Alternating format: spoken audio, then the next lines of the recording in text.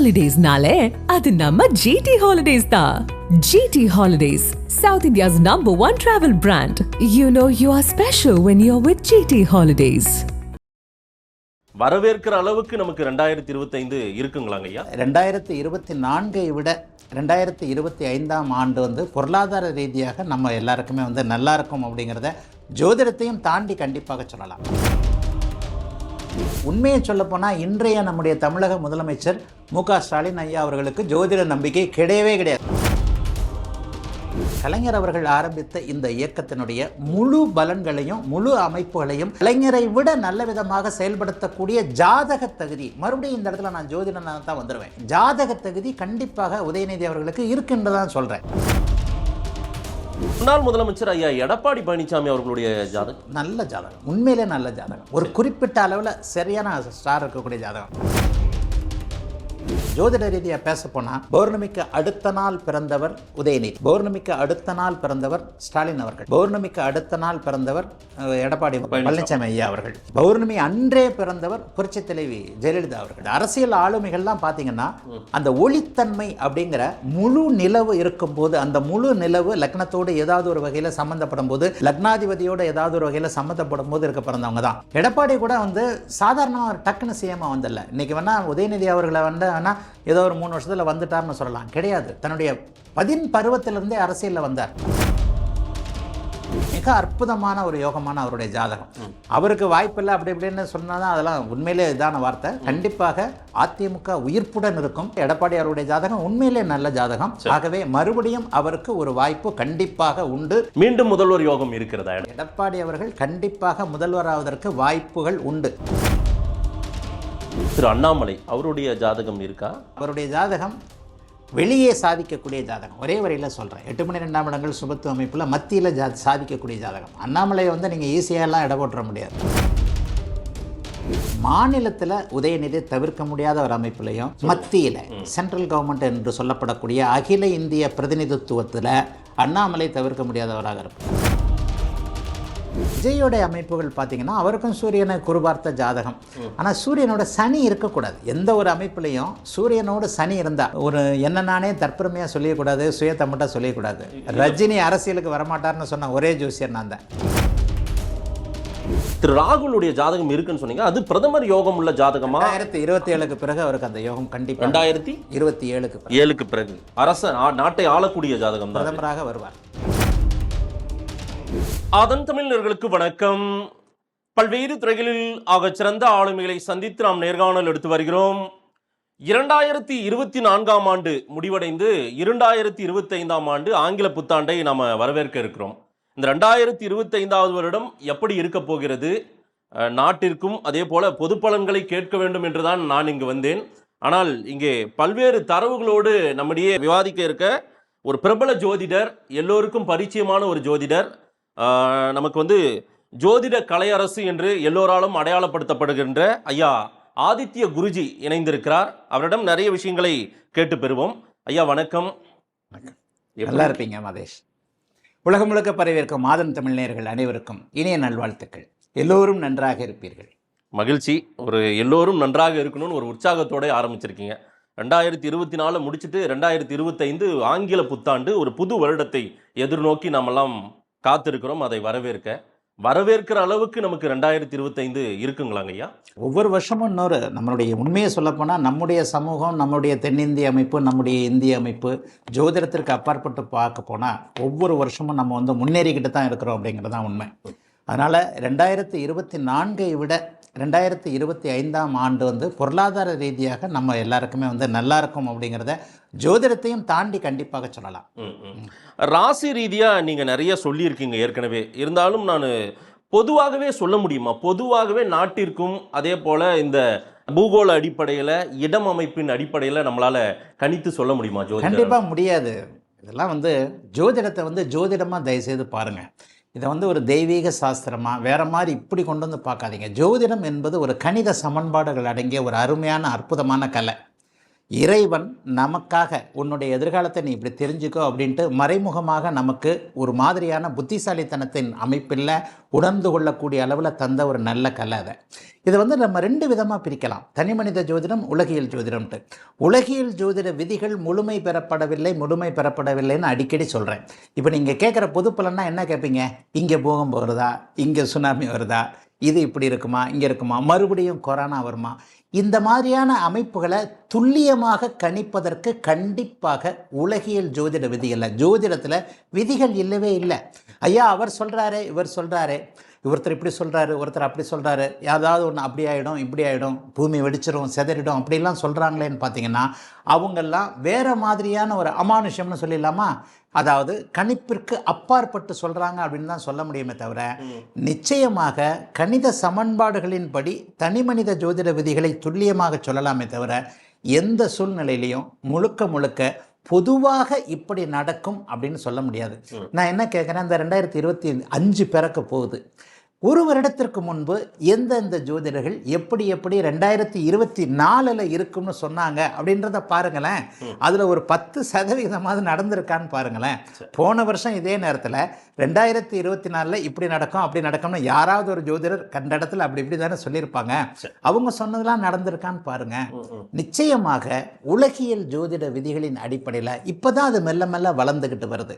ஜோதிடம் 1000 ஆண்டுகளுக்கு மேலாக இருக்கிறது என்பது தான் உண்மை. இந்த ஜோதிடம் தனி மனிதனுக்காக அப்படியே வராமல் எப்போ நாற்று நடலாம், எப்போ இது பண்ணலாம், எந்த நட்சத்திரம் எங்கே வரும், எப்போ மழை பெய்யும் அப்படின்ற மாதிரி உலகியல் அமைப்பாகத்தான் இந்த ஜோதிடம் ஆரம்பித்தது. ஆனால் அது அப்படியே படிப்படியாக வளர்ந்து இண்டிவிஜுவல் மனிதன், ஒரு தனிப்பட்ட மனிதனுக்கு என்ன நடக்கும், எப்படி நடக்கும்ன்ற அளவில் முன்னேறி வந்திருக்கு.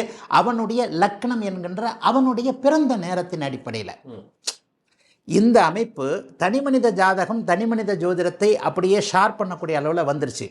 இன்னும் ஆரம்பித்த இடத்துல எப்படி அது ஆரம்பித்ததுன்னா, எங்கே மழை பெய்யும், எந்த இடத்துல காற்றடிக்கும், எப்போ விதை விதைக்கலாம், எப்போ ஒரு மாதிரியான இயற்கை உற்பாதங்கள்னு சொல்கிறோம்னா அது எப்படி நடக்கும் அப்படிங்கிறத கணிக்கிறதுக்கு தான் அந்த ஜோதிடம் ஆரம்பித்தது. ஆனால் அது இன்றைக்கு துல்லியப்படுத்தப்பட்ட நிலைமை தனி மனிதனுடைய அமைப்பில் தானே தவிர பொதுவான அமைப்பில். முடிவாக சொல்லப்போனால் இந்த நாட்டில் ஒரு சில பேர் செவ்வாய் சனி சேருதுங்க, இப்போ கும்பத்தில் செவ்வாய் சனி சேருதுங்க, உடனே ஆக்சிடென்ட் நடக்குங்கன்னுவாங்க. எங்கே ஆக்சிடென்ட் நடக்கும்? உலகம் முழுக்க ஆக்சிடென்ட் நடக்காத நாள் எங்கே இருக்குது சொல்லுங்கள்? எந்த தேசத்தில் தான் ஆக்சிடென்ட் நடக்கலை? இப்போ எரிமலை வெடிக்கும்னு சொன்னால் நம்ம நாட்டில் எரிமலையே கிடையாது. ஜப்பானில் எடுத்துக்கோங்க, டெய்லி எரிமலை வெடிக்குது. சுனாமி எடுத்துக்கோங்க, நமக்கு சுனாமி ஒரு மாதிரி இப்போ 2005 வந்ததுக்கப்புறம் தான் சுனாமின்ற வார்த்தையவே நிறைய பேர் கேட்டோம். ஆனால் ஜப்பானில் எடுத்துக்கிட்டிங்கன்னா அந்தந்த பகுதிகள் எடுத்துக்கிட்டிங்கன்னா வருஷத்துக்கு 2 சுனாமி வந்துக்கிட்டு தான் இருக்குது. அவங்க அதை பற்றி பெருசாக பேசுறதில்ல. ஆகவே பொதுவான விஷயங்கள், இந்த இடத்துல பூகம்பம் வரும், இந்த இடத்துல ஒரு மாதிரி இதாகிடும், அந்த இடத்துல இடிஞ்சு விழுந்துடும், இந்த இடத்துல பூகம்பத்தில் பெரிய அளவில் இது வரும், இந்த மாதிரியான விஷயங்களை சொல்லவே முடியாது. அதற்கான விதிகள் முழுமை பெறலை அப்படிங்கிறது தான் உண்மை. ஐயா சொல்லியிருக்கிறாங்களே அப்படின்னு நீங்கள் கேட்டிங்கன்னா நான் நோ கமெண்ட்ஸ்ன்னு சொல்லிடுவேன். இன்னொன்று, அப்படி சொன்னவர்களில் 100க்கு 1 பலித்திருக்கலாம், 99 ஃபெயிலாக போச்சேன்னு யாருமே கேட்குறதில்ல. இதுக்கு தான் நான் சொல்கிறேன், ஒரு வருஷம் பின்னாடி போங்க, 2024 எந்தெந்த ஜோதிடர் எந்தெந்த பொது பலன்களை சொன்னாரோ, நான் உள்பட, நான் பொது பலன்கள் எதுவும் சொல்றதில்ல, பொதுவாக நல்லா இருக்கும்னு சொல்லிட்டு போயிடுவேன், அதுதான் உண்மைன்னு சொல்லிடுவேன். அப்போ பொது பலன்கள் சொன்னதில் ஒரு லிஸ்ட் எடுங்க, இவர் இப்படி சொன்னார், இவர் இப்படி சொன்னார், அது நடந்திருக்கான்னு பாருங்க, அப்பவே இதுக்கான அந்த தன்மை தெரியும். ஆகவே பொது பலன்களை சொல்வதுன்றது ஒரு இதுதான், ஒரு அம்பக் தான் அது. அது ஒரு பெரிய இது சப்ஜெக்டே இல்லாத ஒன்று. நான் என்ன வார்த்தையை யூஸ் பண்ணணும்னு நினைச்சனோ அந்த வார்த்தையை, நான் முடிக்கணும்னு நினைச்ச வார்த்தையை நீங்க ஆரம்பிக்கிறீங்க. இட்ஸ் ஏ ஹம்பக், அதான் உண்மை. நான் புரிஞ்சுக்கிட்டேன், அதனால எனக்கு அந்த வார்த்தை வந்தது. நிறைய அரசியல் தலைவர்களையும் நீங்கள் ஃபாலோ பண்ணிட்டு இருப்பீங்க. அதே போல் அவர்களுடைய ஜாதகம் கூட உங்கள் கைக்கு வந்திருக்கும், பார்த்துருக்கலாம். ஆனால் யாருது இருக்குன்றது எனக்கு தெரியல. நான் பொதுவாகவே கேட்கணும்னு நினைக்கிறேன். இந்த 2025 வருடம் நம்ம தமிழ்நாடு முதலமைச்சர் ஐயா மு.க. ஸ்டாலின் அவர்களுக்கு எப்படி இருக்க போகிறது? அதிலெல்லாம் அவருடைய உடல்நிலை, ஆரோக்கியம் இதெல்லாமே நல்லா தான் இருக்கும். திராவிட முன்னேற்ற கழகத்தை பொறுத்த வரைக்கும் நம்ம ஆதன் மீடியாவில் நான் 2017 நான் முதலாக உங்கள்கிட்ட தான் பேட்டி கொடுத்தேன்னு நினைக்கிறேன், எனக்கு சரியாக ஞாபகம் இல்லை. 2017 அதாவது போன எலெக்ஷனில் திமுக ஜெயிக்கவே ஜெயிக்காது, இன்றைய முதல்வர் முதல்வராக வரவே முடியாதுன்னு 100க்கு 99 ஜோதிடர்கள் சொல்லி கொண்டிருந்த நிலைமையில் நான் 2017 2021 திமுக தான் ஆட்சிக்கு வரும்னு ஸ்டாலின் அவர்களுடைய ஜாதகத்தின் அடிப்படையில் சொன்னேன். அதே மாதிரி அந்த எலெக்ஷனுக்கு நேரத்திலேயே நான் முன்னாடி போட்டேன், அதனில் தான் நான் அதை சொன்னேன். பொதுவாகவே வந்து எல்லா தலைவர்களுடைய ஜாதகமும் நம்மக்கிட்ட இருக்கணும்னு அவசியம் கிடையாது. ஏன்னா அவங்க ஜாதகம் பார்க்க வந்தால் தான் எல்லாருமே ஜோதிட நம்பிக்கையோடு இருப்பாங்கன்னு சொல்ல முடியாது. உண்மையை சொல்லப்போனால் இன்றைய நம்முடைய தமிழக முதலமைச்சர் மு.க. ஸ்டாலின் ஐயா அவர்களுக்கு ஜோதிட நம்பிக்கை கிடையவே கிடையாது.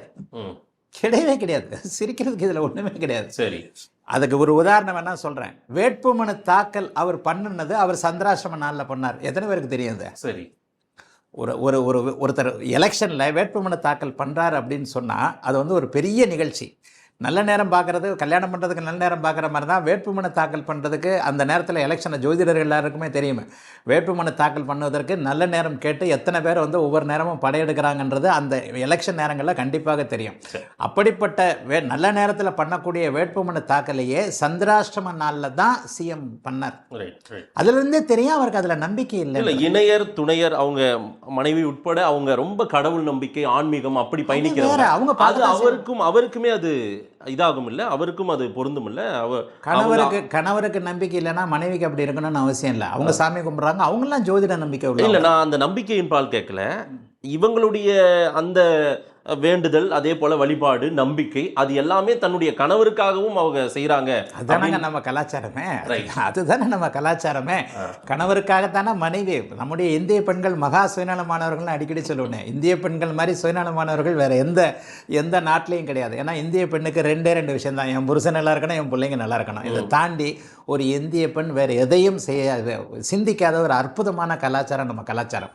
ஆகவே பொதுவாக பார்த்தீங்கன்னா பிரபலமானவருடைய மனைவிகள் எல்லாருமே பார்த்தீங்கன்னா ரொம்ப பெரிய அளவில் தெய்வ பக்தி அடைஞ்ச ஒரு ஜோதிடத்தில் நம்பிக்கை உள்ளவர்களாக அப்படித்தான் இருப்பாங்க. அதாவது சில நேரங்களில் ஆண்கள் வந்து நாத்திகர்களாக இருந்தாலும் கூட அல்லது பகுத்தறிவாதிகளாக ஜோதிடத்தை நம்பாதவர்களாக இருந்தாலும் கூட பெண்களுக்கு அந்த ஃப்ரீடத்தை நம்ம கொடுத்துருக்கிறது தான் நம்ம நம்முடைய கலாச்சாரத்துடைய ஒரு பெரிய உயரிய தன்மை. அதுதான் எனக்கு நம்பிக்கை இல்லைன்னா என் மனைவியை போயிட்டு நீ வந்து அதை செய்யக்கூடாதுன்னு நம்ம சொல்ல மாட்டோம், நம்ம சொல்லவும் முடியாது.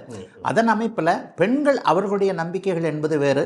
அவங்க குடும்பத்தில் வந்து ஜோதிடம் பார்க்குறவங்க இருக்கிறாங்க, அதுவும் எல்லாருக்குமே தெரியத்தான் செய்யும். எல்லா உயர்நிலை குடும்பங்கள்லையும் நம்பிக்கை ஒருவருக்கு இருக்கும், நம்பிக்கை ஒருவருக்கு இல்லாமல் இருக்கும் என்பதுதான் உண்மை. ஒரு தேர்தல் காலத்தை எதிர்நோக்கி போக போறாங்க. இன்னும் ஒரு வருடம் தான் நமக்கு. இந்த 2025 தான் என்ன நடக்க போகுதுன்றத, ஏன்னா அந்த கூட்டணி அலைன்ஸ் அதெல்லாம் உங்களுக்கு தெரியும். இதெல்லாம் ஜோதிடத்தில் கணிக்க முடியாது. பட் உங்களுடைய பார்வையை நீங்க சொல்லுங்க. இதெல்லாம் அவர் சக்தி வாய்ந்தவராகவே இருக்கிறாரா திரு ஸ்டாலின் அவர்கள்? அவருக்கு ஏஜ் ஆயிடுச்சு. அவருடைய வாரிசை வந்து அவர் கொண்டு வந்துட்டார். அவருடைய வாரிசுன்னு கூட சொல்ல வேண்டாம், திராவிட முன்னேற்ற கழகத்துடைய வாரிசு திரு உதயநிதி ஸ்டாலின் அவருடைய ஜாதகத்தை என்னுடைய சேனல்லே நான் ஒரு வருஷத்துக்கு முன்னாடி போட்டிருக்கிறேன். ஒரு வருஷத்துக்கு முன்னாடி போன பிறந்த நாள் அன்றைக்கி போட்டோன்னு நினைக்கிறேன். தமிழகத்தில் எதிர்காலத்தில் தவிர்க்க முடியாத சக்தியாக அவர் இருப்பார் அப்படிங்கிறத நான் கிட்டத்தட்ட 10 வருஷமாக சொல்லிட்டு வரேன். உதயநிதி ஸ்டாலின் அவர். ஆமாம், அது இன்றைக்கி உறுதியாயிருக்கு. அன்றைக்கு வந்து இந்த எலெக்ஷனில் அவருக்கு எம்எல்ஏ சில குறிப்பிட்ட ஒரு வட்டாரத்தில் உதயநிதி ஸ்டாலின் வந்து எம்எல்ஏவாக கூட ஆக மாட்டார்னு சொன்ன நேரத்தில் அவர் மந்திரி ஆவார்னு சொன்ன வேணாம். ஏன்னா அவருக்கே விருப்பம் இல்லை, அவங்க அப்பாவுக்கும் விருப்பம் இல்லை, ஃபேமிலிக்கு விருப்பம் இல்லை, இந்த மாதிரிலாம் வரும். ஆனால் இன்றைக்கு அதெல்லாம் வேண்டாம். வரும் காலங்களில் தமிழ்நாட்டில் தவிர்க்க முடியாத ஒரு அரசியல் ஆளுமையாக உதயநிதி ஸ்டாலின் அவர்கள் கண்டிப்பாக இருப்பார்கள். இதை நம்ம சொல்லும் போது எனக்கு ஒரு சீல் வந்துடுது. உண்மையிலே நான் அரசியலுக்கு அப்பாற்பட்ட, கட்சிகளுக்கு அப்பாற்பட்ட என் வேலையை மட்டுமே பார்க்கக்கூடிய ஜோசியம் தான். நான் வந்து எந்த கட்சின்னு கேட்டால் ஜோதிட கட்சின்னு சொல்லிடுவேன். அந்த காலத்தில் கிராமத்தில் சொல்லுவாங்க சோத்து கட்சின்னுவாங்க. அது மாதிரி நான் வந்து ஒரு ஜோதிட ஜாதக காதலன் தானே தவிர அந்த ஜாதகர், அந்த எந்த அரசியல்வாதி அவருடைய இது இல்லை. என்னை பொறுத்த வரைக்கும் இருக்கிற அவ்வளோ பேரில் பார்த்த அவ்வளோ ஜாதகங்களில் பலன் மின்னுதுன்னு சொல்லுவோம் இல்லையா, அந்த மாதிரி ஒரு ஆளுமையோட தகுதியோடு இருக்கக்கூடிய ஜாதக அமைப்பை கொண்டவர் உதயநிதி ஸ்டாலின். அதனால தான் நான் மறுபடியும் சொல்கிறேன். இப்போ சொல்லலை, நான் இதை 5-6 வருஷமாகவே சொல்லிக்கிட்டு வரேன். அவர் ஃபிலிமில் இருந்த போதே நான் இதை சொல்லியிருக்கிறேன். அவர் கண்டிப்பாக அவருடைய மிக நெருக்கமான ஒருவரின் மூலமாக முதல் அவருடைய ஜாதகம் பார்க்கப்பட்ட போது நான் என்ன சொன்னேன், இவர் கண்டிப்பாக அரசியலுக்கு வருவார்னேன். அப்போ அவர் சினிமாவில் இன்ட்ரெஸ்டாக இருந்தார். நான் சொல்கிறது 10 வருஷத்துக்கு முன்னாடி. இல்லைங்க தம்பி இன்ட்ரெஸ்டாக சினிமாவில் தான் இருக்கிறார், இவர் அரசியலுக்கு வருவார், இவர் சிஎம் ஆவார்னு அப்போவே சொன்னேன். இது இன்னைக்கு முதையா நான் ஆதன் கிட்ட பகிர்ந்துக்கிறேன். ரைட். நீங்க ஐயா ஸ்டாலின் அவர்களுடைய ஜாதகத்தை பற்றி நான் கேட்கையிலே திரு உதயநிதி அவர்களை கொண்டு வந்துட்டீங்க அந்த இடத்துக்கு. அங்கே அவங்க கொண்டு வந்துட்டாங்க, அதையும் யோசிங்க.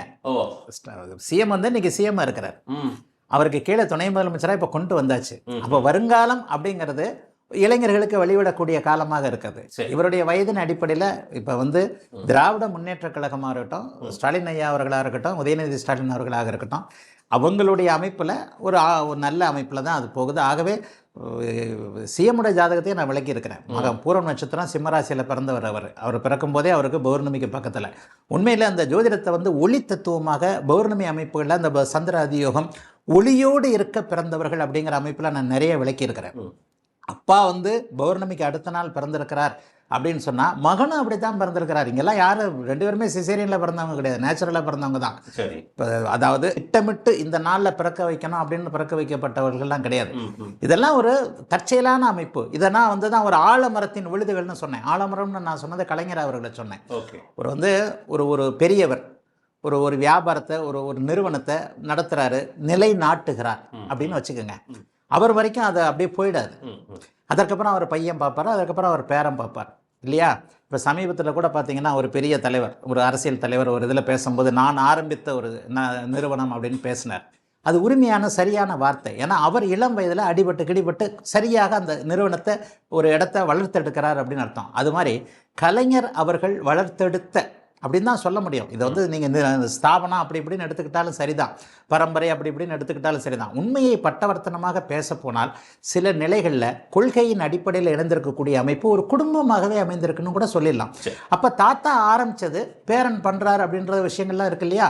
அதன் அடிப்படையில் கலைஞர் அவர்கள் ஆரம்பித்த இந்த இயக்கத்தினுடைய முழு பலன்களையும் முழு அமைப்புகளையும் கலைஞரை விட நல்ல விதமாக செயல்படுத்தக்கூடிய ஜாதக தகுதி, மறுபடியும் இந்த இடத்துல நான் ஜோதிடனாக தான் வந்துடுவேன், ஜாதக தகுதி. ஏன்னா எனக்கு கலைஞர் அவருடைய ஜாதகமும் தெரியும், ஸ்டாலின் அவருடைய ஜாதகமும் தெரியும், உதயநிதி அவருடைய ஜாதகமும் தெரியும். ஜாதக தகுதி கண்டிப்பாக உதயநிதி அவர்களுக்கு இருக்குன்றதான் சொல்றேன். அதுதான் உண்மை. இதுல வந்து கூடுதல் குறைவான எந்த வார்த்தையும் இல்லை. இதுல வந்து அரசியல் கலப்பும் இல்லை. நானும் ஒரு ஓட்டு போடுறவன் தான். ஆனால் அதுக்காக என்ன வந்து இந்த கட்சியை சேர்ந்தவர்னு நீங்கள் சீல் குத்திட முடியாது. நான் வந்து அரசியல் சார்பற்றவன். நல்ல ஜாதகங்களை கொண்டவர்கள் தமிழ்நாட்டின் வருங்காலம் யாருடைய அமைப்புகளில் இருக்கும். சரி, இப்படி நான் சொன்னதை 10 வருஷத்துக்கு முன்னாடியே சொன்னேன், இப்போ 4 வருஷத்துக்கு முன்னாடியே சொன்னேன். இன்றைக்கு அது மெதுமெதுவாக அப்படி இன்னைக்கு ஒரு டெப்டி சிஎம்மாக வந்துட்டார். 4 வருஷத்துக்கு முன்னாடி நீங்கள் யோசிச்சிருப்பீங்களா? 2021 அவர் எம்எல்ஏவை ஜெயிச்சும் போது அவருக்கு மந்திரி பதவி கொடுப்பாங்கன்னு நீங்கள் எதிர்பார்த்துருப்பீங்களா? இன்றைக்கு அவர் டெப்டி சிஎம் இருக்கிறாரே. அப்போ முதல்வர் பதவிக்கு அருகே அவர் இருக்கிறார் அப்படிங்கிறதான உண்மை. அவருக்கு ஒன்று 80 வயசு ஆயிடலையே, சரியான பருவத்தில் தானே இருக்கிறார். அப்போ இந்த பருவத்திலிருந்து அவருடைய ஜாதக காலகட்டத்தில் அவருக்கு ஏற்றாற் போல வரக்கூடிய தசாபுக்திகளின் அடிப்படையில் அவர் நீண்ட நெடுங்காலம் தமிழ்நாட்டுடைய அமைப்புகளில் அவர் இருப்பார் அப்படிங்கிறதா உண்மை. ஆகவே ஸ்டாலின் அவர்களாக இருக்கட்டும், சிஎம்ஆ அவர்களாக இருக்கட்டும், அவர்களுக்கும் ஒன்றும் ஆரோக்கியமாக நல்லா இருக்கக்கூடிய அமைப்புகள் தான் அடுத்தடுத்து இருக்குது. அடுத்து வந்து திராவிட முன்னேற்ற கழகத்திற்கான அமைப்புகளும் 2 பேர், அதாவது தலைவர் உபதலைவர் என்கின்ற அமைப்பில் முதல்வர் துணை முதல்வர் என்கின்ற வழிநடத்தக்கூடிய அரசை வழிநடத்தக்கூடிய அமைப்புகளில் இருக்கக்கூடிய இந்த தந்தை தனையன் என்கின்ற இருவருடைய ஜாதக அமைப்புகளும் வலிமையாக இருக்குது. அவங்களுக்கு நல்ல டைம் இருக்குது அப்படின்னு தான் சொல்கிறேன். குருஜி, நீங்கள் துணை முதலமைச்சர் உதயநிதியை இந்த புள்ளியில் ரொம்ப மையமாக கொண்டு வந்து நிறுத்திட்டீங்க. அவருடைய ஜாதகப்படி என்ன உங்கள் கையில் இருக்குது அவருடைய ஜாதகம், அதனால் கேட்கணும்னு நினைக்கிறேன். அவர் அனுசரித்து போவாரா எல்லாரையும்? அந்த ஹேண்டிலிங் கரெக்டாக அவருக்கு என்ன ஒரு மிகப்பெரிய இயக்கம், நாட்டை ஆண்டு கொண்ட இயக்கம், கிட்டத்தட்ட 5-6 முறை, நாங்கள் அடுத்த 7வது முறை வருவோன்னு சொல்கிறாங்க. அதை ஹேண்டில் பண்ணுற அளவுக்கான ஒரு திறமை வாய்ந்த ஒரு ஜாதகஸ்தரா உதயநிதி ஸ்டாலின்? திறமை இல்லாமல் அவர் துணை முதல்வராக இல்லை. அதே நேரத்தில் அவர் ஏன் அனுசரித்து போகணும்? அவரை அனுசரித்து போகக்கூடியவர்கள் வருவார்கள். ப்ராக்டிக்கலாக பேசுகிறாங்க. ஓகே, அரசன் எவ்வளி குடிகள் அவ்வளி. ஒரு அரசன் வந்து ஜோதிட ரீதியாக ஒரு அரசனாக வரக்கூடிய தகுதிகள் அவருக்கு இப்போவே வந்துருச்சு. அதற்கான சிம்டம்ஸ் அமைப்புகள் வந்துருச்சு. நீங்கள் ஏன் அவர் அடுத்தவங்களை அனுசரித்து போகணும்னு நினைக்கிறீங்க? அடுத்தவங்களை அனுசரித்து போகணும்னு நீங்கள் சொல்கிறதுல வந்து 1000 உள்ளர்த்தங்கள் இருக்குது. நான் வந்து நேற்றைய ஆளுங்கட்சியாக இருந்த அதிமுக பெருந்தலைகளில் பாதி பேருடைய ஜாதகம் எனக்கு தெரியும். எல்லாரும் என்கிட்ட ஜாதகம் பார்த்தவங்க தான். இன்றைக்கு ஆளுங்கட்சியாக இருக்கக்கூடியவங்களாம் மந்திரிகள்லேருந்து எம்எல்ஏக்கள்லேருந்து நிறைய பேர் என்கிட்ட ஜாதகம் பார்க்கத்தான் செய்கிறாங்க. சில நேரங்களில் பார்த்தீங்க அப்படின்னு சொன்னால் அரசன் எவ்வளியாக இருக்கிறானோ அவனை அனுசரித்து அடுத்த கட்ட தலைவர்கள் 2ஆம் கட்ட தலைவர்கள் அனுசரித்து போயிடுறவங்க இருக்கிறாங்க. அவர் கும்பலக்கணக்காரர். அவருடைய ஜாதகத்தை தெளிவாக போட்டிருக்கிறோம். கும்பலக்கணக்காரர் ஒருத்தர் என்ன நினைப்பார் அப்படின்னு சொன்னால், நான் என்ன சொல்கிறேனோ அதை நீங்கள் செய்யுங்க அப்படின்ற மாதிரி தான் இருப்பார். சில நேரங்களில் அதிகாரம் உள்ளவர்கள், அதாவது ஆட்டுக்கு வலிக்குமே அப்படின்னு இறக்கப்பட்டால் சிங்கம் வந்து பசியார முடியாதுன்னு ஒரு பழமொழி உண்டு. மானுக்கு வலிக்குமே கழுத்தை கடிக்கிறமே ஐயோ அப்படின்னு நினச்சா சிறுத்தை வந்து பட்னி தான் கிடக்கணும்னு ஒரு இது உண்டு. அதனால் இரக்கமுள்ளவன் நல்ல அதிகாரியாக இருக்க முடியாது அப்படிங்கிற ஒரு சொலவடையின் அடிப்படையில் மேலே இருக்கிறவங்க, உயரிய அந்தஸ்தில் இருக்கிறவங்க தன்னை அனுசரித்து போகக்கூடியவர்களைத்தான் வச்சுக்கணும்னு பார்ப்பாங்களே தவிர நீங்கள் அவரை உங்களை அனுசரித்து போகணும்னு நீங்கள் எதிர்பார்க்க முடியாது. ஆகவே அவருடைய ஜாதக அடிப்படையில் அவர் கும்பலக்கணம் என்பதால் அவர் தனக்குரியவர்களை அருகே வைத்துக் கொள்வார் அப்படிங்கிறது தான் ஜோதிட ரீதியிலான பதில்.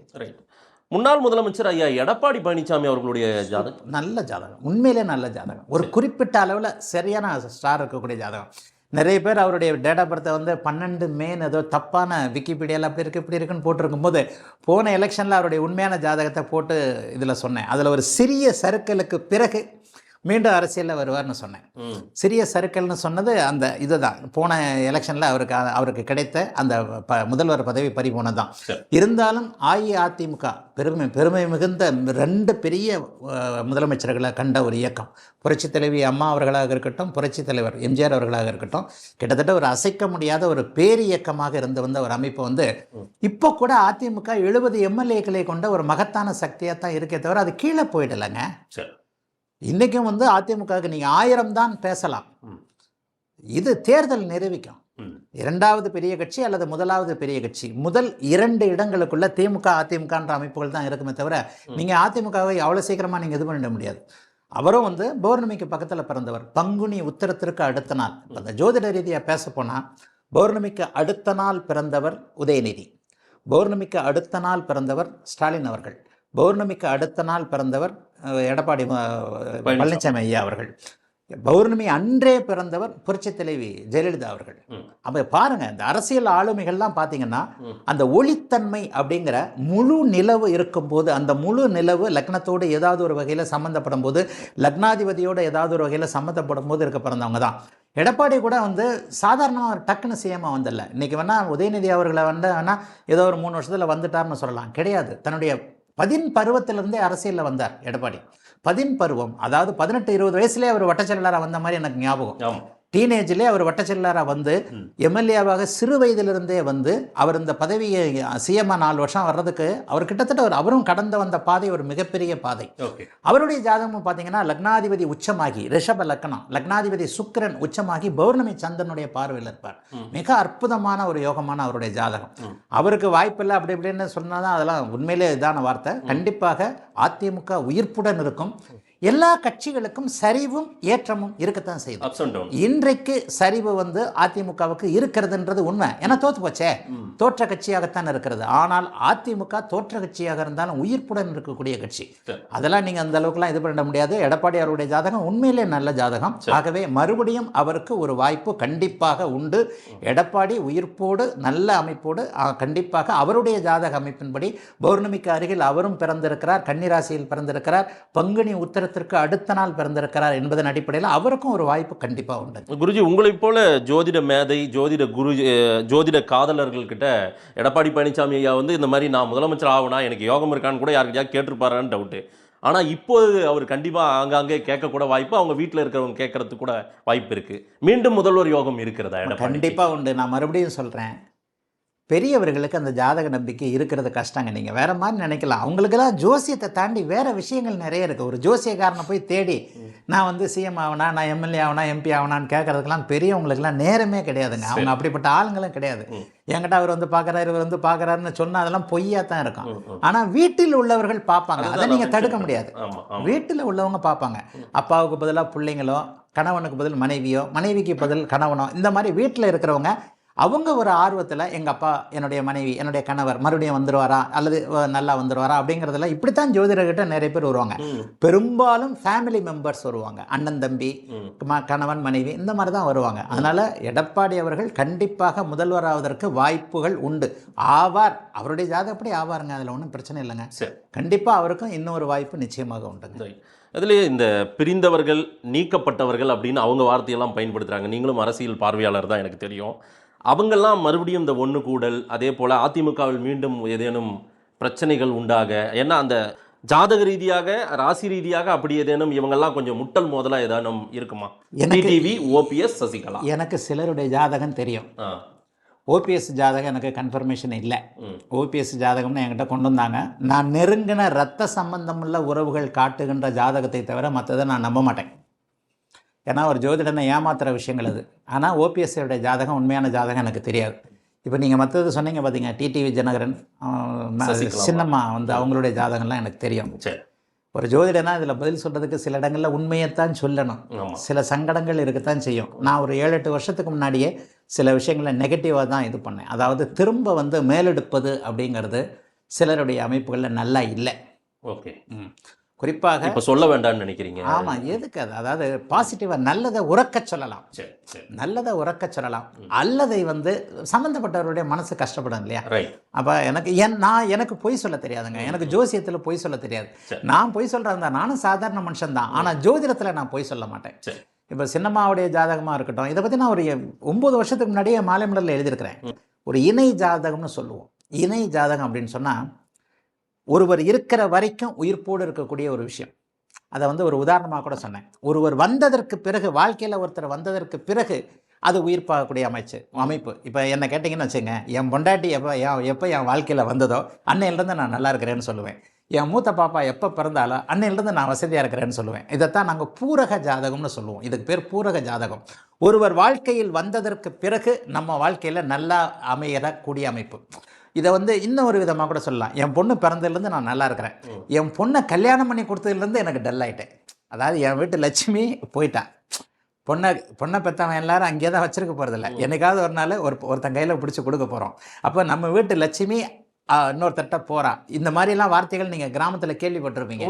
என்னைக்கு என் பொண்ணை கல்யாணம் பண்ணி கொடுத்தனா அன்றைக்கி அதிர்ஷ்டம் போயிடுச்சியா, என் பொண்ணு பிறந்தா நான் நல்லா இருந்தேன், என் பொண்ணு கல்யாணம் பண்ணி கொடுத்தேன், அவள் வந்து அதோட அதிர்ஷ்டம் போயிடுச்சு, நான் சும்மா உட்காந்துட்டு இருக்கிறேன். இந்த மாதிரியான விஷயங்கள் உண்டு. இதைத்தான் நாங்கள் பூரக ஜாதகம்னு சொல்லுவோம். இதை நான் ஒரு 9 வருடங்களுக்கு முன்பே நான் அதை மாலை மலரில் எழுதியிருக்கிறேன். அதாவது ஜெயலலிதா அம்மையார், புரட்சித் தலைவி அம்மா அவர்களோடு சேர்ந்ததற்கு பிறகு உயர்வடைந்த ஜாதகம் சின்னம்மாவுடைய ஜாதகம், அதாவது பூரக ஜாதகம். ஜெயலலிதா அவர்கள் இருக்கிற வரைக்கும் தான் உயர்வு, இருந்த வரைக்கும் தான் உயர்வு. இப்போ உங்களுக்கு ப்ரெடிக்ஷன் புரிஞ்சிருக்கும், நல்லா புரிஞ்சது. பூரக ஜாதகம் என்பதற்கு நான் சின்னம்மா அவங்களுடைய ஜாதகத்தை நான் வந்து ஏதோ ஒன்றில் எழுதினேன், மலைமலர்லேயே அதில் ஒரு ஆர்டிக்கலாகவே எழுதி நான் போட்டிருக்கிறேன். என்றைக்கு அவர்கள் புரட்சித் தலைவி அவர்களோடு இணைஞ்சாங்களோ சேர்ந்தாங்களோ அன்றிலிருந்து அவர்களுடைய உயர்வு ஆரம்பம், டாப். என்றைக்கு அவர் மறைஞ்சிட்டாரோ, அவங்க இல்லாமல் போயிட்டாங்களோ, அன்றிலிருந்து அவர்களுக்கு இரக்கம். இப்போ புரிஞ்சு போச்சா? இந்த மாதிரியான பூரக ஜாதக அமைப்பை சேர்ந்தவர் சின்னம்மா அவர்கள். ஆகவே ப்ரொடிக்ஷனை அதுக்கடுத்து நீங்கள் புரிஞ்சுக்கோங்க. அவங்க இருக்கிற வரைக்கும் அவங்களுக்கு எல்லாம். திரும்பி நீங்கள் வந்து தலையெடுக்கிறது அப்படி இப்படின்றது ஜோதிட ரீதியாக சில விஷயங்கள்ல அங்கே ஒரு மைனஸ் இருக்கு. அதிமுகன்ற ஒரு கட்சிக்கு எப்படி இருக்கு ஃபியூச்சரு? கட்சிக்கெல்லாம் ஜாதகம் கிடையாது. இப்போ இதையே நான் நிறைய இடத்துல சொல்லியிருக்கிறேன். 1947 அப்படி பிறந்தது இப்படி பிறந்தது அதிமுக திமுக. 1972 கொட்டும் மலையில் ராபின்சன் பூங்காவில் திமுக பிறந்தெல்லாம் பேசுவாங்களே, அது மாதிரிலாம் இந்த நாள் இந்த நேரத்தில் பிறந்த மனுஷனுக்கு தான் ஜாதகமே தவிர உயிர் இல்லாத ஒரு அமைப்பிற்கு ஜாதகமே கிடையாது. ஐயா நிறைய பேர் சொல்கிறாங்களே, தப்புங்க. நிறைய ஜோசியர் சொல்லுவாங்க, இந்தியா 1947 15/8 பிறந்த இதனுடைய தசாபுக்தி அமைப்பின்படி. தப்புங்க. உண்மையிலேயே உயிருள்ள சிந்தனா சக்தியுள்ள உயிருள்ளனா ஆட்டுக்கும் மாட்டுக்கும் கூட ஜாதகம் கிடையாது. கிரகங்கள் மனதை இயக்குகின்றன, மனதின் வழியாக உங்களை இயக்குகின்றன.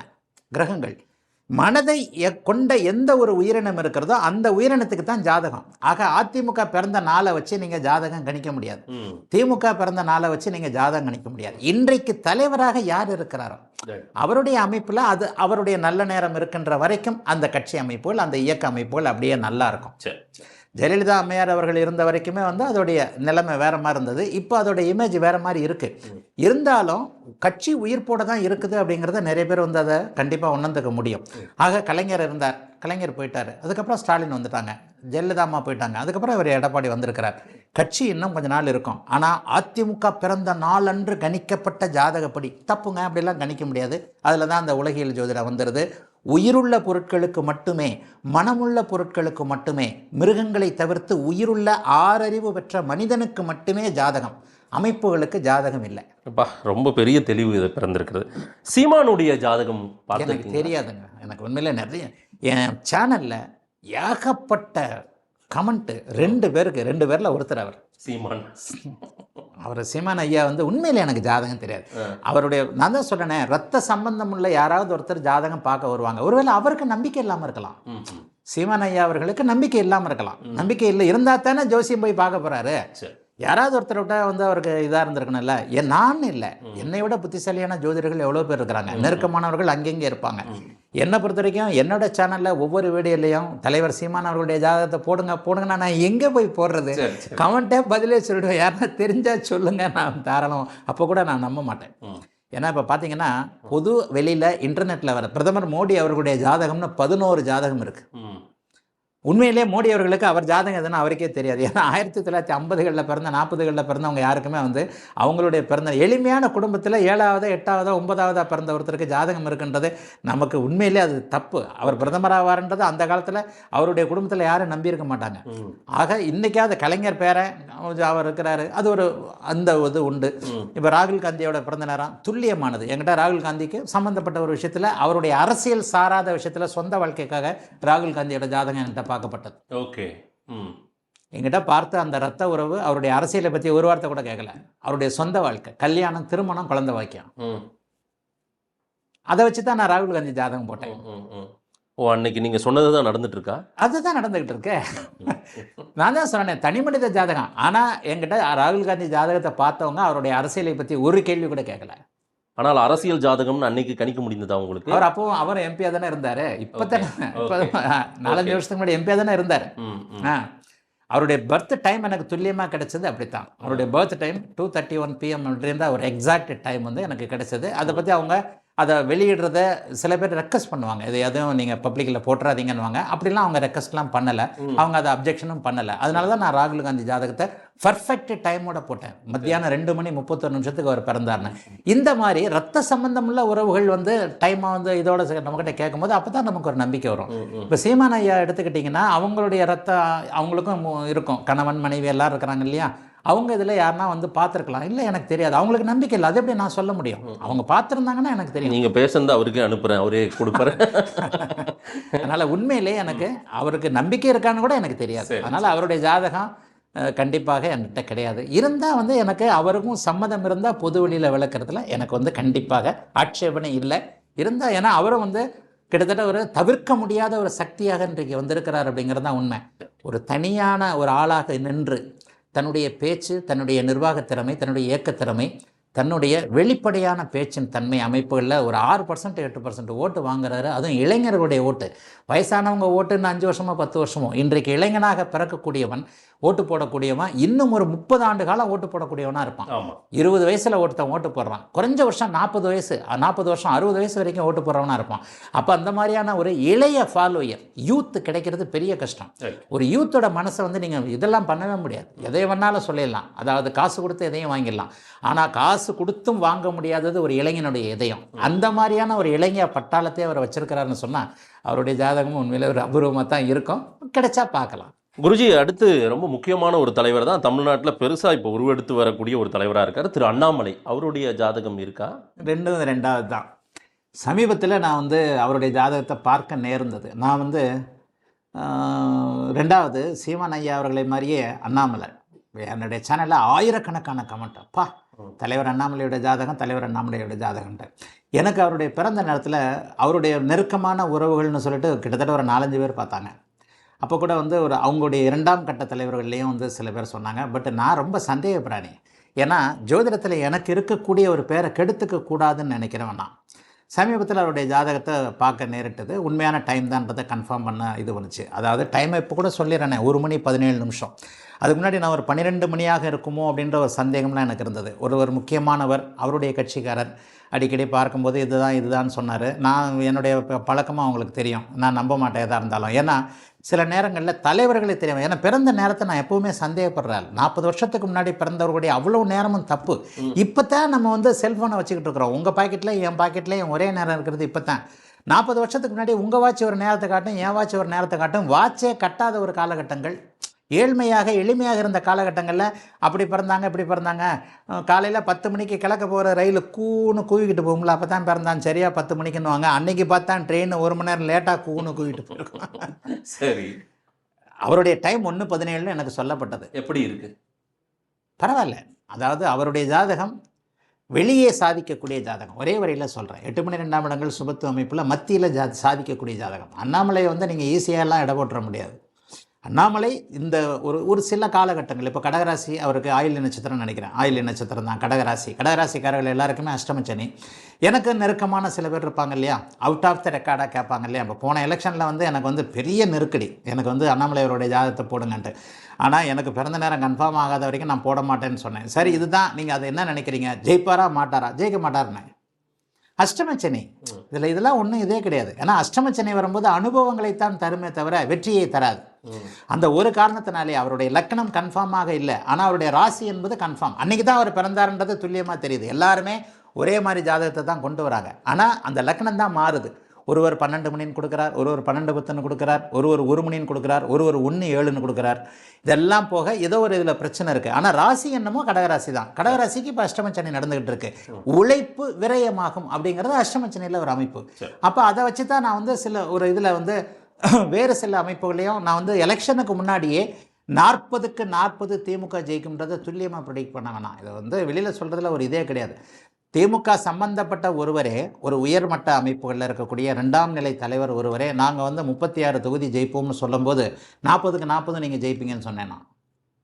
ஏன்னா உங்களுடைய அமைப்பு நிற்கிற எம்பிங்களுடைய ஜாதகம் இந்த அமைப்புகள் எல்லாம் பார்த்தா உங்களுக்கு கரெக்டாகவே, ஏன்னா ஸ்டாலின் ஐயா அவருடைய ஜாதக அமைப்பின்படி மிகப்பெரிய வெற்றியை திராவிட முன்னேற்ற கழகம் பெற்றே தீரும், கிளீன் ஸ்வீப்னு சொல்லியிருக்கிறேன்.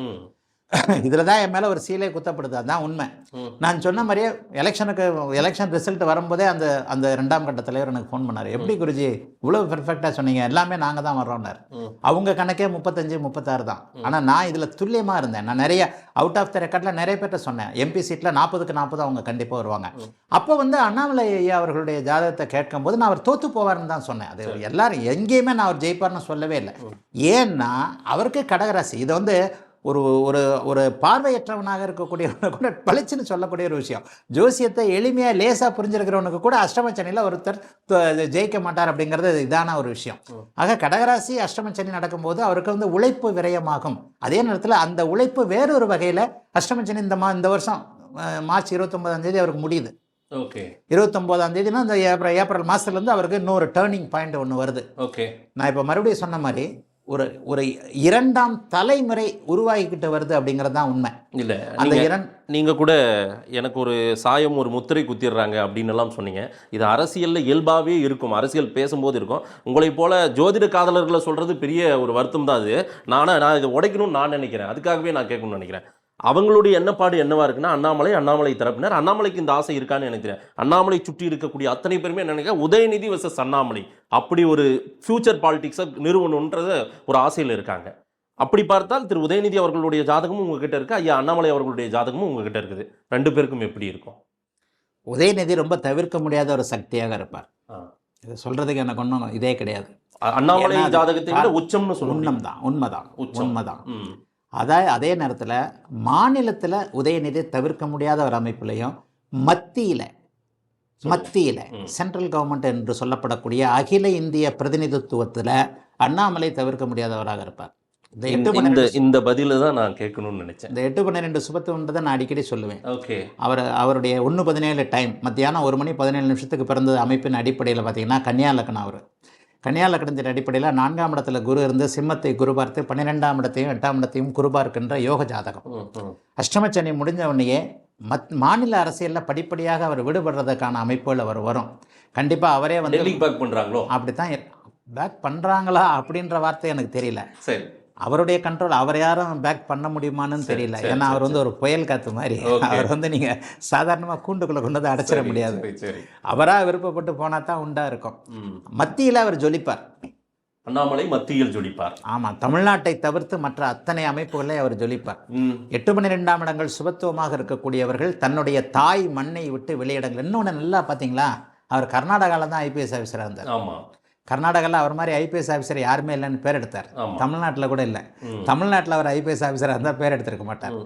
இதுவும் ஜோதிட ரீதியான கருத்து தான். 8-12ஆம் இடங்கள் சுபத்துவமாக இருப்பவர்கள் தாய் மண்ணை விட வெளிமண்ணில் ஜொலிப்பார்கள். இவ்வளோதாங்க. போக போக என்ன நடக்குதுன்னு பாருங்கள். இன்னொன்று, தமிழ்நாட்டில் தான் சிஎம் ஆகணும்னு அவசியம் கிடையாது. ஏன் மத்தியில் மந்திரியாக இருக்கிற ஒருத்தர் வந்து மத்தியில் ஒரு பெரிய லெவலில், இப்போ தமிழ்நாட்டு மந்திரியை விட மத்தியில் இருக்கக்கூடிய ஒரு இராணுவ மந்திரியாக இருக்கட்டும், நிதி மந்திரியாக இருக்கட்டும், ஒரு அந்த அமைப்பு வந்து தமிழ்நாட்டு மந்திரியை விட புரோட்டோகாலில் பெரிய முதல் மந்திரியை விட பெருசு தான். மத்திய அமைப்புகளில், அகில இந்திய அமைப்புகளில் அண்ணாமலை மிகப்பெரிய அளவில் ஜொலிக்கக்கூடிய அமைப்புகள் இருக்குது. தமிழ்நாட்டுக்குள்ள அவர் இன்னும் கொஞ்சம் அவருடைய தசாபக்தி அமைப்புகளின்படி சில வருஷங்கள் அவர் வந்து கஷ்டப்பட்டு தான் ஆகணும். அது அவருக்கே தெரிஞ்சிருக்கலாம்ன்றதுனால தான் அவருடைய உழைப்பை அவர் போடுறார். உழைப்பு விரயமாகணும் அஷ்டம சனியில் அப்படின்னு சொன்ன மாதிரி அந்த அமைப்பு இப்போ ரெண்டு வருஷம் வந்து அவர் தோத்துட்டார், சரிதான். ஆனால் சாதாரணமாக தோத்தார். அவர் 5 லட்சம் 10 லட்சம் நல்ல ஓட்டு வாங்கி தானே செஞ்சார். 2ஆம் இடத்திற்கும் என்னமோ வந்தார், 5 லட்சம் ஓட்டுக்கு குறையாம தானே வந்தார். ஒரு பெரிய தோல்விலாம் அவருக்கு கிடையாதுல்ல. வெற்றியும் தோல்வியும் வந்து உங்களுக்கு அரசியலில் சகஜம் தானே.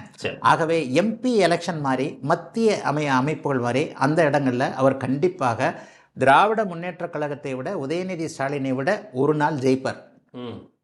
ஆனால் மாநில அளவுன்னு எடுத்துக்கிட்டிங்கன்னா இன்றைக்கு உதயநிதி ஸ்டாலின் அவர்களுடைய தசாபக்தி அமைப்புகளும் அவருடைய ஜாதகங்களும் உண்மையிலே பவர்ஃபுல்லாக இருக்குது. கண் கூட பார்க்குறோம். ஒரு மிகப்பெரிய இயக்கம் அவருக்கு அப்படியே தாரை வார்த்தை கொடுக்கப்பட்டிருக்கிறது விதியின் அமைப்பால். யாரும் இங்கே விரும்பிலாம் கொடுக்கல. கலைஞருக்கு பிறகு இவர் வருவார், அவருக்கு பிறகு அவர் பேரன் வருவார்ன்றதை யாருமே எதிர்பார்த்தெல்லாம் நடக்கலை. விதி உங்களை நகர்த்தி கொண்டு போகிறது அப்படிங்கிறது தான் உண்மை. காலம் தான் எல்லாத்தையும் தீர்மானிக்கிறது. கலைஞருக்கு இப்படி ஒரு பேரன் பிறக்க வேண்டும், அப்படி ஒரு பேரன் துணை முதலமைச்சராக வரணும், அவரும் சிஎம்மா வரணுன்றது கலைஞரே ஃபிக்ஸ் பண்ண முடியாத ஒன்று. அந்த அமைப்பின் அடிப்படையில் பார்த்தீங்கன்னா மாநில அளவில் வந்து உதயநிதி ஸ்டாலின் அவர்களுடைய ஜாதகம் பேசப்படுகின்ற நல்ல ஜாதகம். அவர் வந்து நீண்ட காலமாக ஒரு இடத்துல எப்போவுமே வந்து ஒரே ஒருத்தர் 20 வருஷம் இருப்பார்னு சொல்ல முடியாது. எம்ஜிஆர் அவருடைய ஜாதகம் இளமையில் கஷ்டப்பட்டாலும் கடைசி 10 வருஷங்கள் அவர் வந்து ஒரு ஆளுமையோடு இருந்து அவர் முதல்வராக மறைஞ்சார். இவ்வளவு பேசுகின்ற அவருடைய தாத்தாவான கலைஞர் கூட ஒரு தடவை இல்லாமல் இருந்தார், ஒரு தடவை இருந்தார், ஒரு தடவை ஜெயிச்சார், ஒரு தடவை தோத்தார். இப்படி தான் மாறி மாறி வரும். ஆனால் அண்ணாமலை அவர்களுடைய ஜாதகம் வந்து மத்தியில் பிரபலமாக பேசப்படுகின்ற, மத்தியில் வந்து சகல அதிகாரத்தையும் கொண்டிருக்கக்கூடிய ஜாதகமாக அது வரும். இன்னும் இதை கூட நான் வந்து உண்மையிலே அவருடைய ஜாதகத்துடைய டைமை வச்சு தான் சொல்கிறேன். அவருடைய ஜாதகம் அதுதான்றதா எனக்கு தெரியாது. ஏன்னா நான் ரொம்ப சந்தேக பிராணி. இந்த தடவை என்கிட்ட சொன்னதை வந்து ரொம்ப அவருக்கு ரொம்ப வேண்டப்பட்ட ஒருத்தர் தான். ஐயா உண்மையிலே 1 மணி 17 நிமிஷம் தான் அவருடைய டைம் அப்படின்னு சொன்னாங்க. அதுவும் சமீபத்தில் ஒரு 2 மாதத்துக்கு முன்னாடி என்னமோ. அப்போ தான் சரி 1:14 இருக்குன்றதான். உண்மையிலே வந்து இதெல்லாம் வந்து நம்பிக்கைக்கு அப்பாற்பட்ட விஷயம் தான். சப்போஸ் ஒரு இடத்துல இல்லைங்க இது என்னோடய பிறந்த நேரம் இல்லைங்க, என்னுடைய பிறந்த நேரம் 12:05 12:10, ஏன்னா அது ஒரு கன்ஃபியூஸ் எனக்கு இருக்குது. ஒருவேளை அவர் சிம்ம லக்கணமாக இருந்திருந்தார்னு வச்சுக்கோங்க, ஒரு அரை மணி நேரமாக 40 நிமிஷம் தள்ளி பிறந்து 12:30 மணி போல் பிறந்திருந்தான்னு வச்சுக்கோங்க, அண்ணாமலை அடிச்சுக்கிறதுக்கு தமிழ்நாட்டில் மட்டும் இல்லை வேறு எங்கேயுமே ஆள் கிடையாது. அந்த மாதிரி பவர்ஃபுல்லாகிடும் ஜாதகம். ஒரு அரை மணி நேரம் டைம் மாறி இருந்தால். ஆயினும் பொதுவாக சொல்கிறது, நீங்கள் எந்த ஒரு நிலைமையிலையும் அண்ணாமலை அவர்களை தவிர்த்து விட முடியாது. அவர் வளர்ந்துக்கிட்டு இருக்கிற, வளரப்போகின்ற, பெரிய அளவில் இருக்க போகின்ற ஒரு சக்தியாகத்தான் அரசியலில் இருப்பார். ஏன்னா சிம்மமும் சிம்மாதிபதியும் சுபத்துவம் என்கின்ற அமைப்பின் அடிப்படையில் கன்னியா லக்கணம். ஏன்னா நான் பாஸ்ட்டை வச்சு கணக்கு போடுறேன் சில விஷயங்கள். அவருடைய பர்சனல் லைஃப்பை நான் எப்போவுமே எப்படி மேட்ச் பண்ணுவேன்னா, குழந்தைகளில் ஆண் குழந்தை பெண் குழந்தை, எப்போ கல்யாணம் ஆச்சு, எப்போ சர்வீஸ்க்கு வந்து, எப்போ உங்களுக்கு நல்லது நடந்தது, எப்போ கெட்டது நடந்ததுன்றது அவங்கக்கிட்ட இருந்தே நான் ரெஃபர் பண்ணி தான் அவங்களுடைய டைமை வந்து கரெக்ட் பண்ணுவேன். இது ஜோதிடத்தில் சகஜம். ஜோதிடத்தில் நேரம் வந்து முன்பின்னாக இருக்கக்கூடியவர்களுக்கு அந்த வாய்ப்பெல்லாம் வந்து எல்லாருக்கும் கிடைச்சிடும். என்கிட்ட கன்சல்டேஷனுக்கு வர்றவங்க பொதுவாக சொல்லுவாங்க, ஐயா 12 மணிக்கு பிறந்தானுவாங்க, அப்புறம் பார்த்தா அவர் 11:45 பிறந்திருப்பார். அப்படிப்பட்ட சூழ்நிலைகள் அரசியல்வாதிகளுக்கு கிடையாது. நமக்கு நெருக்கமாக தெரிஞ்சால் அதை பற்றி வச்சு நம்ம டைம் அட்ஜஸ்ட் பண்ணலாம். இப்போதைக்கு நான் சொல்லப்போனால் 1:17 அவருக்கு கொடுத்துருக்கின்ற அந்த மத்தியான டைமில் பார்த்தீங்கன்னா அவர் மத்தியில் இருக்கக்கூடிய அமைப்புகள் தான் அவருக்கு சிறப்பாக இருக்கும், அதில் வருவார். இந்த பேட்டியின் முற்பகுதியை பார்க்குறவங்க உங்களுக்கு திமுக முத்திரை குத்திடுவாங்க, பிற்பகுதியில் பார்க்கும்போது உங்களை சங்கி பிஜேபி பட்டியலில் கொண்டு வந்துடுவாங்க. பட் இது எல்லாத்தையும் பேலன்ஸ் பண்ணி நான் ப்ரமோவில் காட்டணும்னு நான் நினைக்கிறேன். ரொம்ப முக்கியமாக அதுவும் அண்ணாமலை உதயநிதி ஜாதகத்தை ரொம்ப தெளிவாக நீங்கள் வெளிப்படையாக சொல்லியிருக்கீங்க. அதுதான் அதனுடைய போக்கு தான் எல்லாரும் பார்ப்பாங்க. இன்னொரு முக்கியமானவர் திரு விஜய் அவர்கள். புதிய கட்சி, அவர் பண்ணுற கூட்டம், மாசு, அவர் பண்ணுற நடவடிக்கைகள் எல்லாம் எப்படி இருக்கிறது? அவருடைய ஜாதகம், அவருடைய பிறந்த நாள் தான் இருக்குது. அந்த நாள் கன்ஃபார்ம்னு தான் எல்லாரும் சொல்கிறாங்க.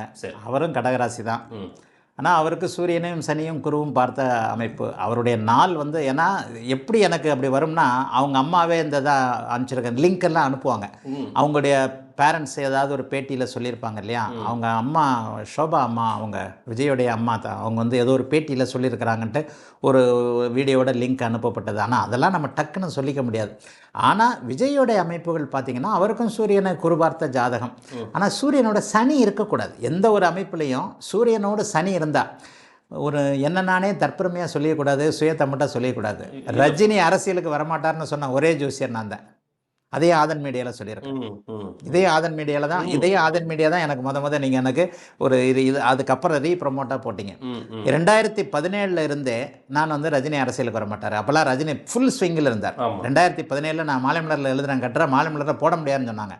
மாலை மலரில் போட முடியாதுன்னா நான் எழுத மாட்டேன். அதுக்கப்புறம் அப்படியே போட்டாங்க. அவர் ராகவேந்திரா மண்டபத்தில் யுத்தம் வரும்போது பார்த்து கொள்ளலாம் அப்படின்னு அறிவிக்கிறார். நான் வந்து யுத்தம் 5 வருஷத்துக்குள்ள தான் வந்துகிட்டே இருக்கு, மன்னன் தான் அதை பார்க்கவே மாட்டார்னு எழுதுறேன். நான் அவர் அரசியலுக்கே வரமாட்டார்னு மூச்சை பிடிச்சி எழுதிக்கிட்டு இருந்தேன். ஆஃபீஸை பார்த்தீங்கன்னா நான் ஒரு பேட்டி ஒரு வீடியோ போடுவோம், ஒரு கட்டுரை போடுவோம், 10,000 கால் வரும். எங்கே இருக்கிறான் அந்த ஜோசியன், கை எடுக்க போகிறேன், கால் எடுக்க போகிறேன், உதைக்க போகிறேன்ட்டு. ஆஃபீஸ் ரஜினியோடைய வீடியோவோ ரஜினியை பற்றி நான் கட்டுரையோ நான் எழுதுனா ஆஃபீஸில் ஃபோனை அட்டனே பண்ண மாட்டாங்க. ஆயினும் தளராமல் 2017 ரஜினிக்கு கட்சி ஆரம்பிக்கிறதுல ஆர்வம் இல்லை, அவர் அரசியலுக்கு வரமாட்டார்னு நான் சொல்லியிருந்தேன். ஆதன் மீடியாவில் அதை அழுத்தி சொல்லி இல்லை அது சொன்னீங்க குருஜி. நான் ஒரு தெளிவுக்காக கேட்குறேன். 234 தொகுதியிலும் நம்ம தனித்து தான் நிற்போன்னு ஒரு அனௌன்ஸ்மெண்ட்டும் ராகவேந்திரா மண்டபத்தில் அவர் சொன்னார். சரிங்களா, வந்துடுறன்றது எல்லா முடிவும் சொன்னார். அன்றைக்கெல்லாம் உங்கள் மனநிலை என்னவா இருந்தது? நீங்கள் அப்போ ஏற்கனவே ராகவேந்திரா மண்டபத்தில் அவர் சொன்ன போது தான் நான் அந்த ஆர்டிக்கலை மாலை மலரில் எழுதினேன். அதாவது அவர் அரசியலுக்கு வரமாட்டார். அதாவது அவர் சொன்னதற்கு பிறகு அதாவது நேற்று ராகவேந்திரா மண்டபத்தில் அதோடைய கடைசி பாரா, நேற்று ரஜினி அவர்கள் பேசும்போது யுத்தம் வரும்போது, அதாவது சட்டமன்ற தேர்தல் வரும்பொழுது பார்த்து கொள்ளலாம் அப்படின்னு பேசியிருக்கிறார். ஆனால் யுத்தம் என்னவோ 5 ஆண்டுகளுக்கு ஒரு முறை வந்து கொண்டு தான் இருக்கிறது. ஆனால் மன்னனுக்குத்தான் அதை சந்திப்பதற்கு ஆர்வமே இல்லைன்னு எழுதினேன். ஓகே, இதை மாலை மலரில் போட மாட்டேன்னாங்க. இந்த பேராவை எடிட் பண்ணுவேன். நாங்கள் இதுதான் அந்த பேரா தான் ஹைலைட்டு, போடலன்னா நான் எழுத மாட்டேன். நான் ரொம்ப திமிரு பிடிச்ச ரைட்டர்னா அப்படியே போட்டாங்க அதை.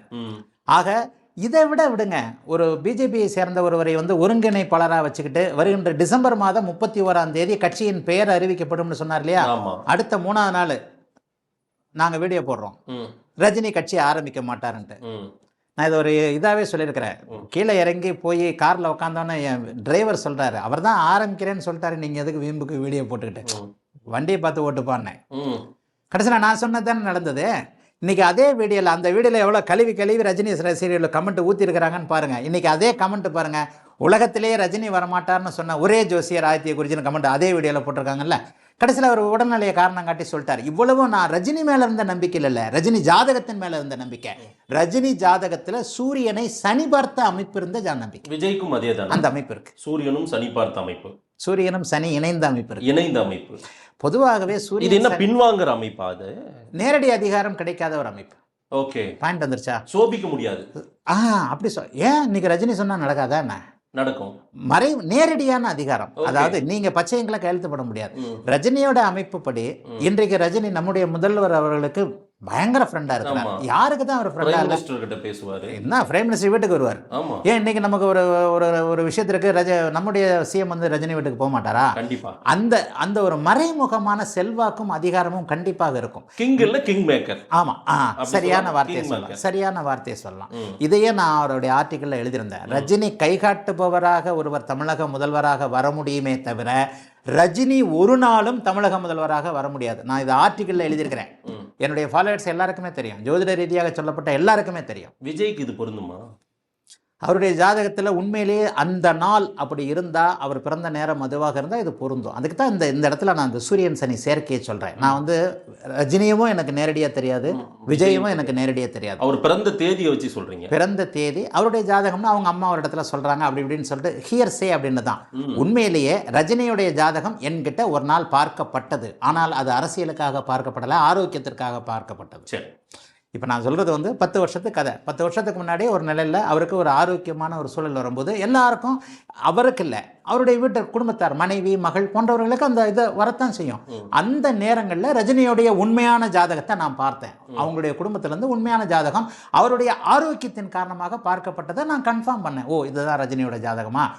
இந்த அமைப்பின் அடிப்படையில் இவருக்கு வந்து ஹெல்த் எல்லாம் ஒன்றும் நல்லா இருக்காது, நல்லா இருப்பார், நீடூலி இருப்பார், இப்போல்லாம் ஒரு பிரச்சனையும் வராது, ரெக்கவர் ஆகி நல்லா வருவார், இன்னும் 15 வருஷத்துக்கு மேலே நல்லா இருப்பார் அப்படின்னு 10-15 வருஷத்துக்கு முன்னாடி ரஜினியின் ஜாதகம் என்னுடைய காட்டப்பட்டதன் அடிப்படையில் உண்மை ஜாதகம்னு தெரிஞ்சதுக்கப்புறம் வெளிப்படையாக எதையுமே நான் தயங்காத ஜோதிடன் தான்.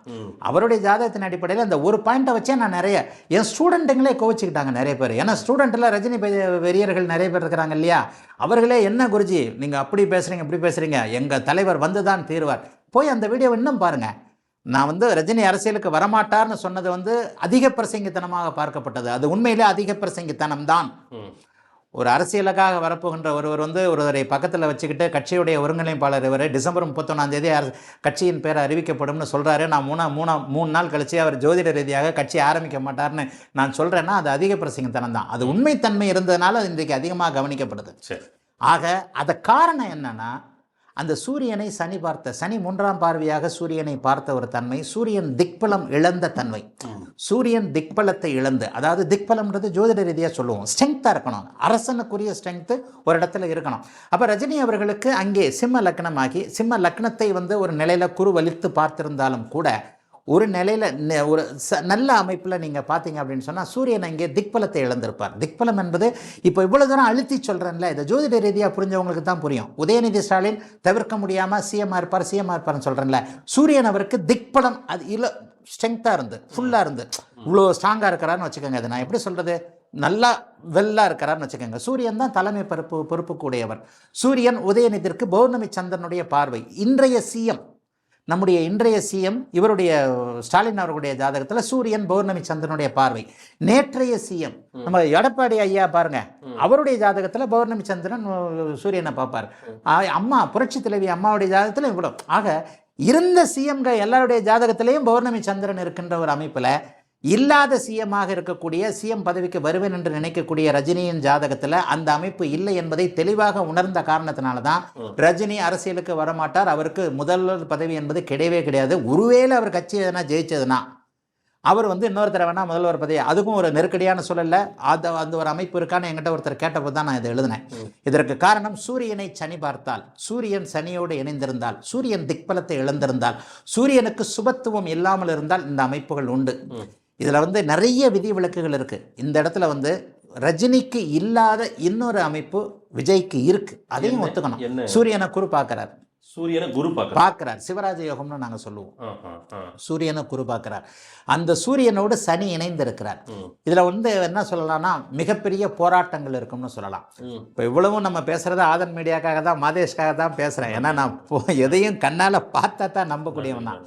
அப்போ ஒரு பொறுப்புள்ள ஜோதிடனாக நான் வார்த்தைகளை ஏதாவது தவறாக விட்டுறக்கூடாது. உண்மையிலே வந்து அந்த தேதி தான் சரியான தேதி. அதாவது அவர் அன்றைக்கு பிறந்தாருன்றதில் யாருக்கும் டவுட் இல்லை. மிதுன லக்கணமா கடக லக்கணமா, சிலர் சிம்ம லக்கணம்ன்ற அளவுக்கு கூட கொண்டு வராங்க. பர்த் டைம் அக்யூரேட்டாக இல்லை.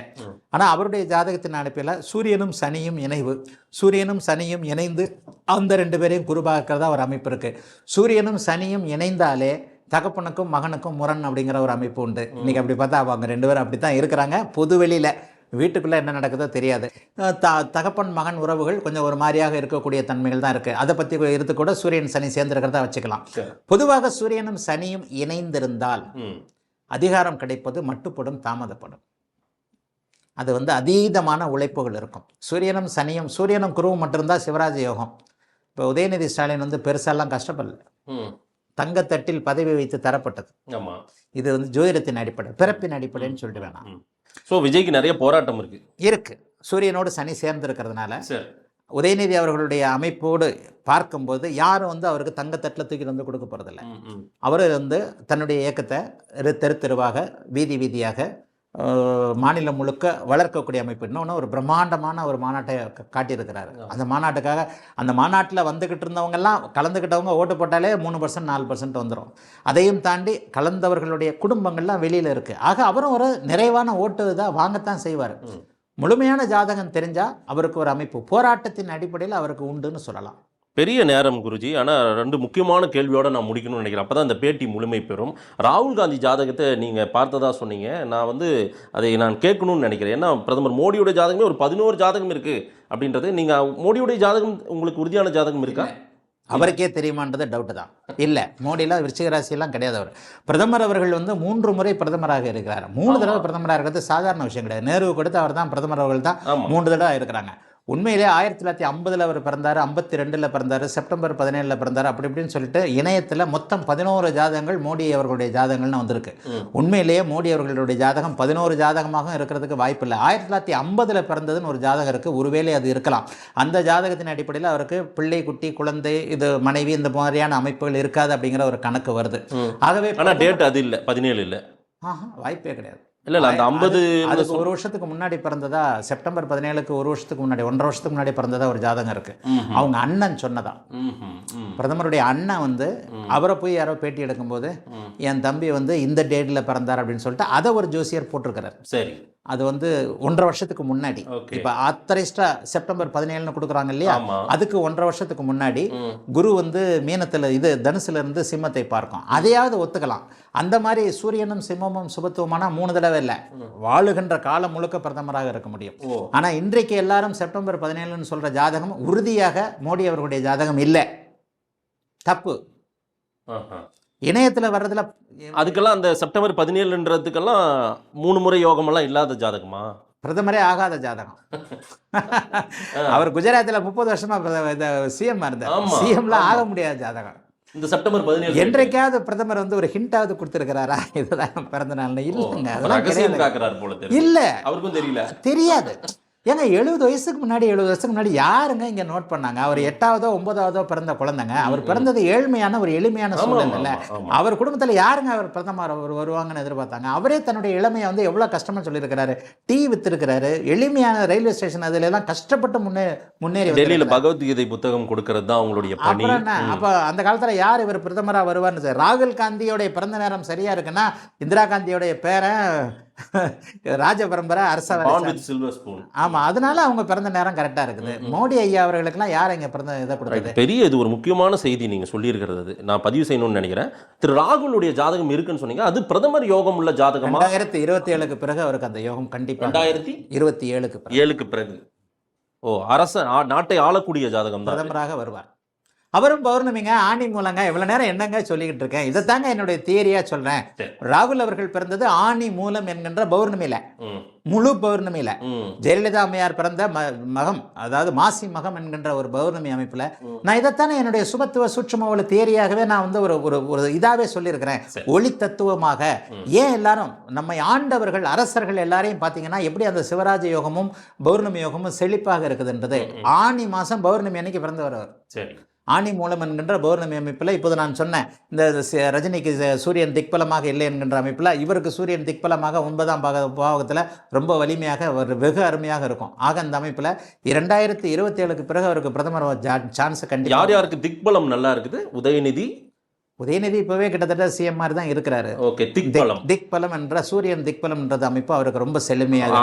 உதயநிதி திரு மோடி அவர்களுக்கு மோடி சொல்ல முடியல, ராகுலுக்கு திக்பலம் சொன்னீங்களா? ராகுலுக்கு 9ஆம் திக்பலத்திற்கு அருகேன்னு சொல்லுவாங்க, 9ஆம் இடம். அண்ணாமலைக்கு அவருக்கு வந்து திக்பலத்திற்கு பக்கத்துல இருக்க. பக்கத்துல. விஜய்க்கு நம்மளால அந்த லக்கணம் கண்டுபிடிக்க முடியாதனால அது சொல்ல முடியாது. ஆனா சூரியனும் சனியும் இருக்கிறதுனால அவருக்கு இந்த ரஜினிகாந்தோட பொருந்தி போகுது சொல்லுது. ரஜினிகாந்தோட அப்படியும் சொல்லிடக்கூடாது உடனே. அதான் இதுதான் நான் பயம் எனக்கு. பொது வெளிகளில் சில விஷயங்கள் மாதேஷ் வந்து நீங்க வாயை கலர் பொது வெளிகளில் சொல்றதுக்கு சில விஷயங்கள் இதா இருக்கு. அதாவது அண்ணாமலை அவர்களுடைய ஜாதகத்துல கன்னியா லக்னம்னு எடுத்துக்கிட்டா அது கன்னியா லக்னம் தான் பெரும்பாலும் அவரோடது. 9ஆம் இடத்துல திக்பலத்துக்கு பக்கத்துல சூரியன் இருப்பார். அதனால தான் இயல்பாகவே அவருக்கு அதிகாரம் என்கின்ற ஒரு ஐபிஎஸ் அதிகாரமும் இந்த அரசியல் அதிகாரமும் அவருக்கு கிடைச்சிருச்சு. இப்போ கூட அவர் வந்து ஒரு அதிகாரமுள்ள அரசியல்வாதியாக தான் இருக்கிறார்.